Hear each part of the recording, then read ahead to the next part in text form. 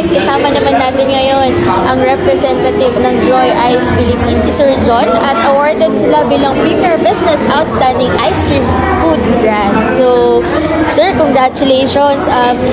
Ano po ang inyong nararamdaman ngayong gabi bilang representative ng Joy Ice Philippines? Ano po ang inyong nararamdaman sa pag-receive ng award? Well, personally, kahit hindi sa akin yung nag-show, we really feel grateful for being a recipient of this award kasi it just proves that we are growing, we are evolving to a better business, and of course, yung trust ng tao sa amin. So, hopefully, you enjoy all of our products once at that time. And, Sir, I know this is not your first time to receive an award. So, pwede nyo po bang i-share sa amin kung ano po ang pinagkaiba ng Southeast Asian Premier Business Award sa iba pong award-giving bodies? That's a tough question. But, mental ba? It's okay po, sir.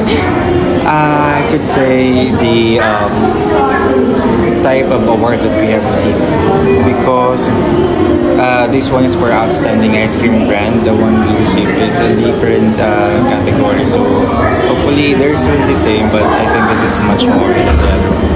And po, so bukod sir sa masasarap na flavor ng ice cream, ano pa po ang sikreto ng Joy Ice Philippines? Well, the very secret lies rather on its price, because if you are familiar with our products, yes, it's very affordable, and I don't know if you will question me, but I could probably say that even though our ice cream is cheap, let's say, the quality is not. So you can afford delicious ice cream without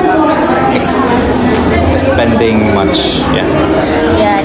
Alam naman po natin lahat na ang ice cream po ay comfort food ng ating mga kababayan. So, muli po from Servicio Channel at La Visual Corporation, congratulations. Congratulations. Thank you and good evening. Thank you po.